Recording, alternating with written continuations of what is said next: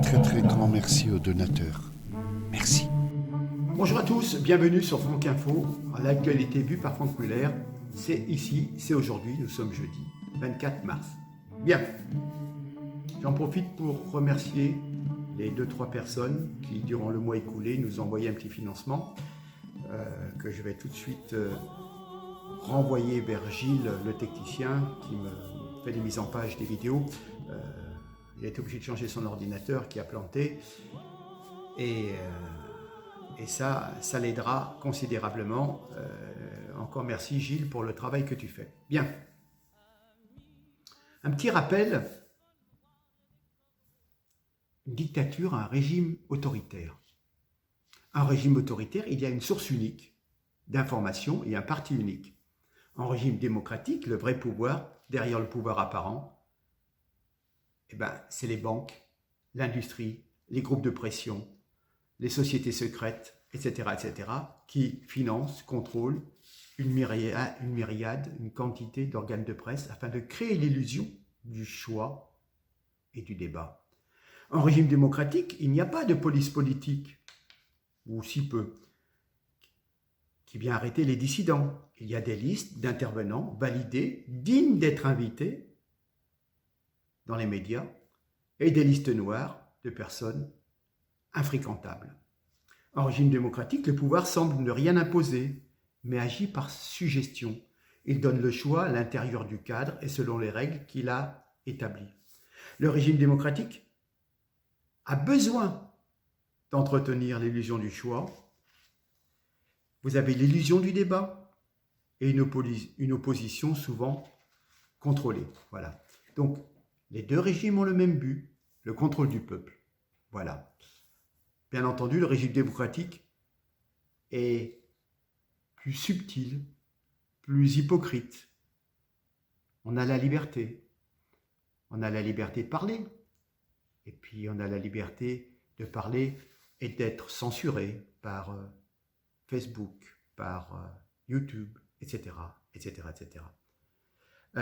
Voilà. Donc, évidemment, le régime démocratique, dans un premier temps, ça évite d'aller en prison tout de suite du moins. Bref, voilà.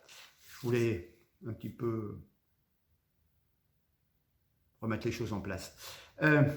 Zelensky fait sa tournée. Hein.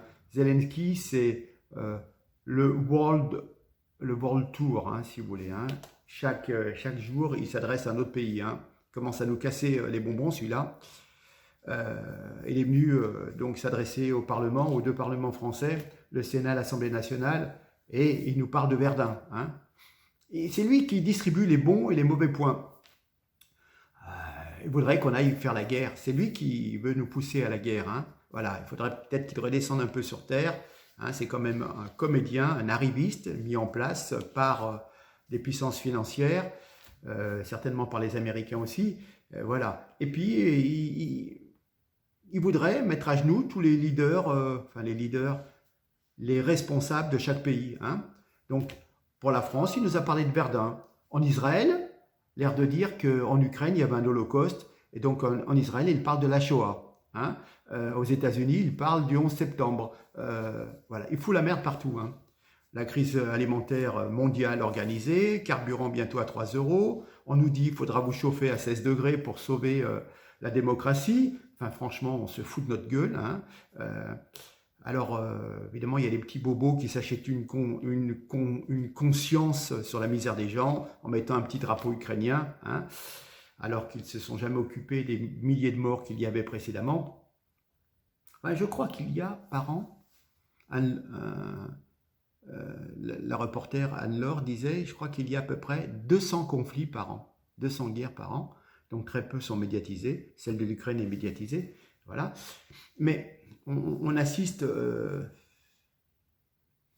à une guerre, mais une guerre d'information en même temps.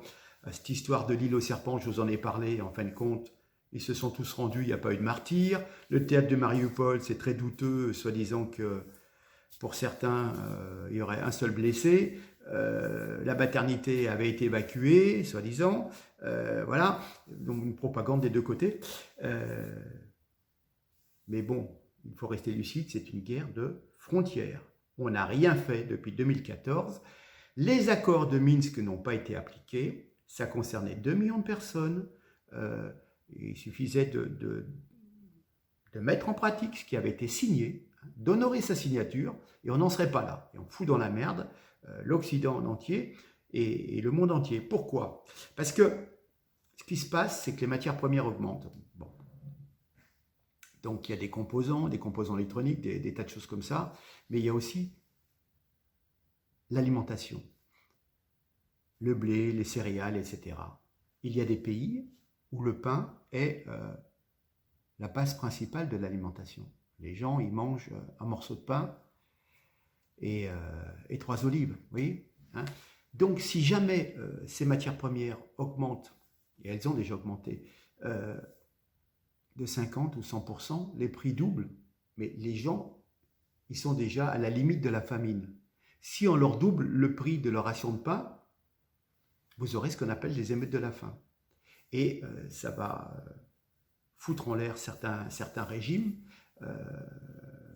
politiques, et en plus ça va augmenter l'immigration parce que les gens n'auront pas d'autre choix que de quitter leur pays, et ça va engraisser les trafiquants d'esclaves, si je peux dire, qui font payer des sommes folles pour noyer les gens en mer ou les emmener en Europe. Voilà. Donc, cette guerre, ce désastre, hein, risque d'entraîner complètement un déséquilibre, et ils vont en profiter. Rappelez-vous que Biden a parlé hier de nouvel ordre mondial, hein. Ça va être pour vous dire, voilà, maintenant c'est comme ça, il y a eu la guerre, il y a eu le Covid, patati, vous fermez vos gueules, il n'y a pas de travail pour tout le monde, on va mettre un revenu universel, vous allez être limité dans vos déplacements, parce qu'il y a le carbone, il y a la pollution, il y a ci, il y a là, il y a plein de choses comme ça, hein.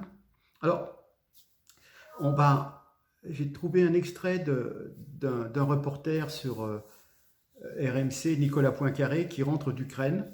Je vous en mets juste 2 minutes et on mettra les liens, on mettra le lien dans le descriptif. Ça montre l'état de Kiev. On va tout de suite regarder et je reviens vers vous. Tout le monde filme, c'est très impressionnant. Il y a des dizaines d'appartements soufflés, il y a un cratère, généralement ça brûle, des voitures, etc.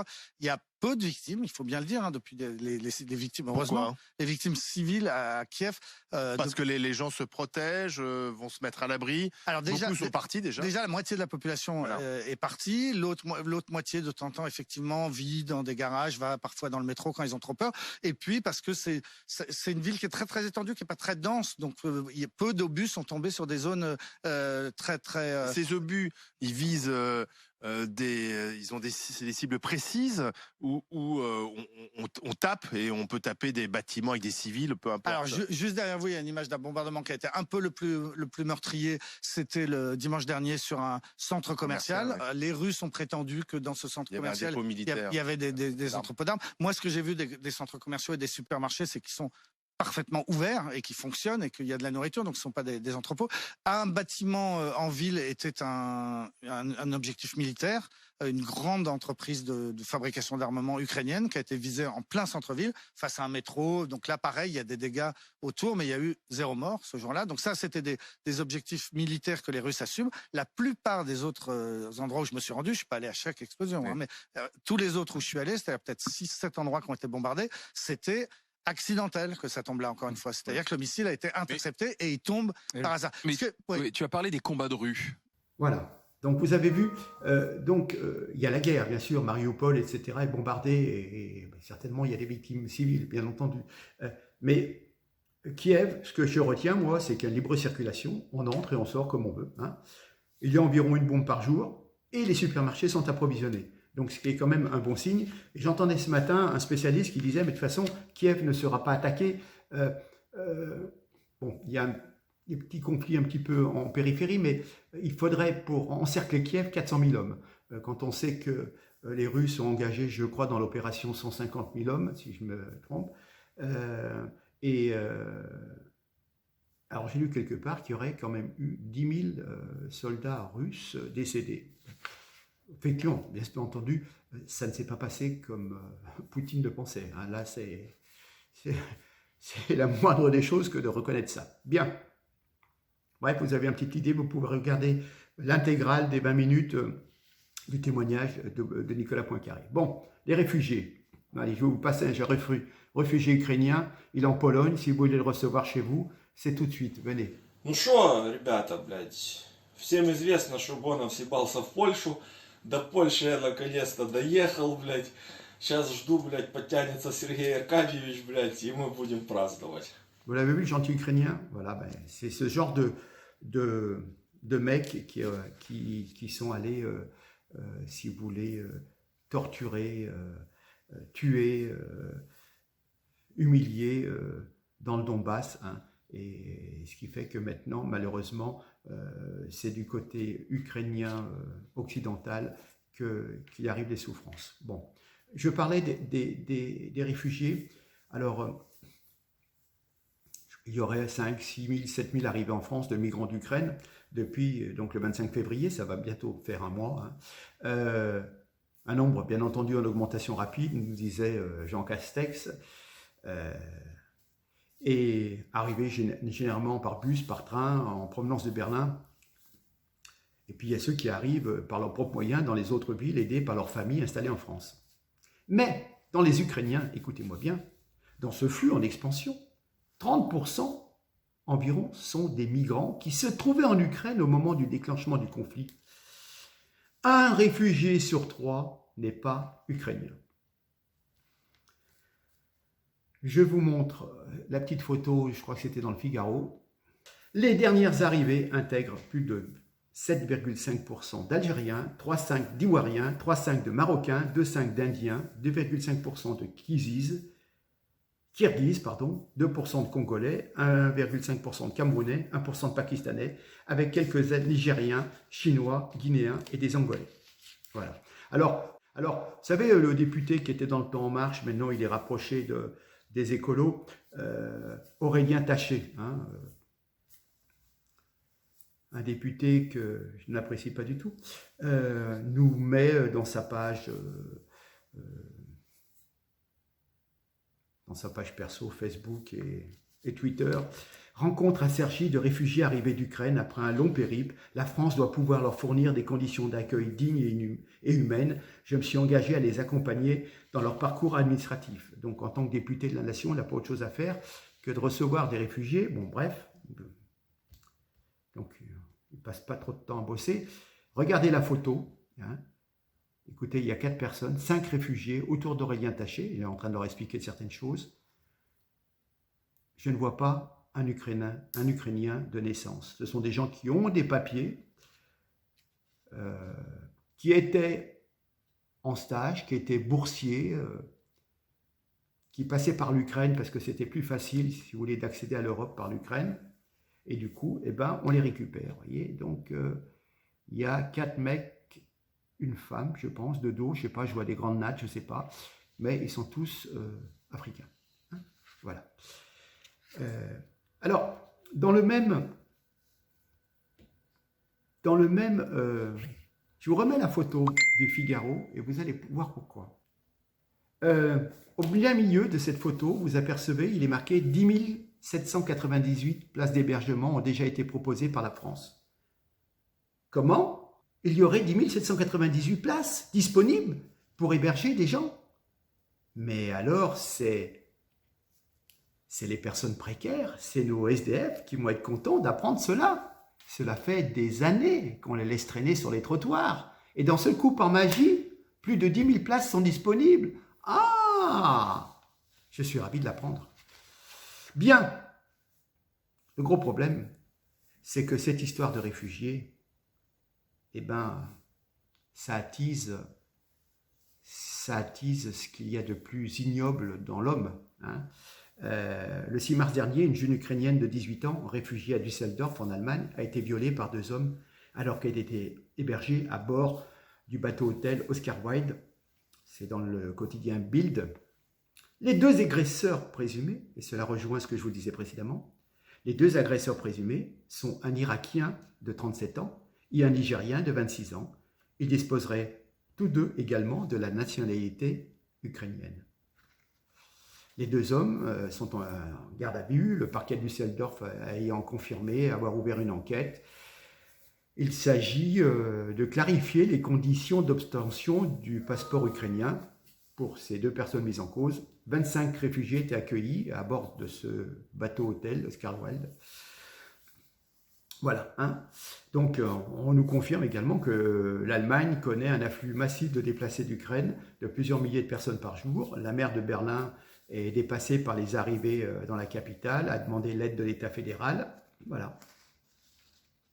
Et le quotidien ajoute, toutefois, que les policiers aux frontières rencontrent de plus en plus de réfugiés qui ne viennent pas directement d'Ukraine, mais d'Afrique, mais qui sont passés par l'Ukraine. Voilà.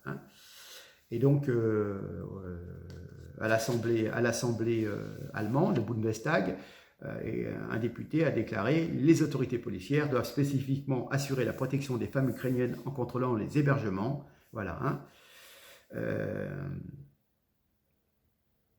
Le chef du syndicat de police fédérale a également commenté le dossier en exigeant la fermeté des autorités. Les politiciens devraient maintenant tout faire pour que des cas de viol aussi terribles que sur le bateau hôtel de Düsseldorf ne s'accumulent pas. Voilà.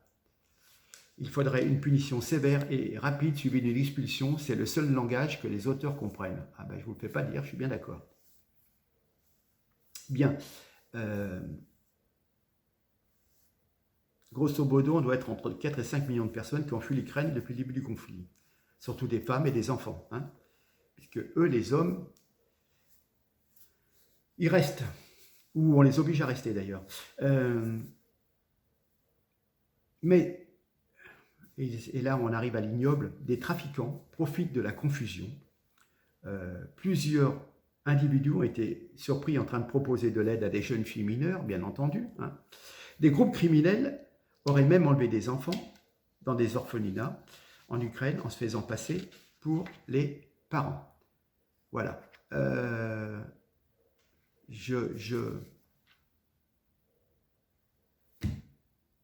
Quand l'ignoble se rajoute à l'horreur d'un conflit. Bref. Allez. Je vous laisse pour aujourd'hui. Des horreurs, j'en ai encore plein d'autres, mais bon, je les garde pour plus tard. Allez, je vous souhaite une bonne journée. Nous sommes jeudi. Profitez de votre journée. Et puis, encore merci à ceux qui nous aident. Et puis, partagez.